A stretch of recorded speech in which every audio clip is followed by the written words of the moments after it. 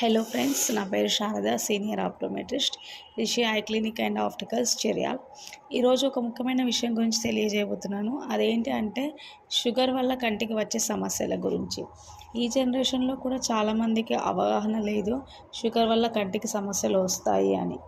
అసలు షుగర్ వల్ల మన కంటికి ఎలాంటి సమస్యలు వస్తాయి అనేది తెలుసుకుందాం. మన కంటి లోపల వెనకాల లేయర్ ఉంటుంది, దాన్ని రెటినా అని అంటాము. రెటినా అనేది చాలా ఇంపార్టెంట్ మన ఐలో.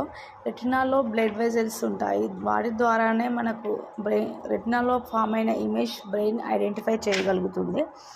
షుగర్ ఉన్న వాళ్ళకి ఏమవుతుంది అంటే ఈ బ్లడ్ వెజల్స్ అనేది డ్యామేజ్ అవ్వడం స్టార్ట్ అవుతాయి ఎప్పుడు డయాబెటీస్ కంట్రోల్ లేనప్పుడు.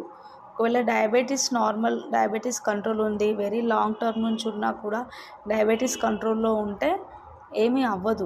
చిన్న చిన్న ప్రాబ్లమ్స్ వచ్చినా కూడా స్టార్టింగ్లో డాక్టర్స్ చెప్తారు, ఇప్పుడే స్టార్ట్ అయింది, లేజర్ చేసుకోవాలి, లేకపోతే ఏమైనా ఇంజెక్షన్స్ అవసరం అయ్యింది అనేది చెప్తారు. సో కంపల్సరీ మనం ఫస్ట్ చేయాల్సింది ఏంటంటే షుగర్ కంట్రోల్ ఉంచుకోవాలి. ఒకవేళ షుగర్ కంట్రోల్ లేదు, చాలా లాంగ్ టర్మ్ నుంచి ఉంది అంటే ఈ బ్లడ్ వెజల్స్ ఎఫెక్ట్ అవ్వడమే కాకుండా కంట్లో వాపు రావడం, లోపల రెటినాలో వాపు రావడం, లేదంటే అది డిటాచ్ అవ్వడం, లోపల బ్లడ్ వెజల్స్ ద్వారా నుంచి కంట్లో బ్లడ్ రావడం, బ్లడ్ అనేది పైకి కాదు లోపల వస్తుంది, బ్లడ్ రావడం, ఇలాంటి ప్రాబ్లమ్స్ వస్తాయి. వీటి వల్ల చూపు మీకు కంపల్సరీ డ్యామేజ్ అవుతుంది.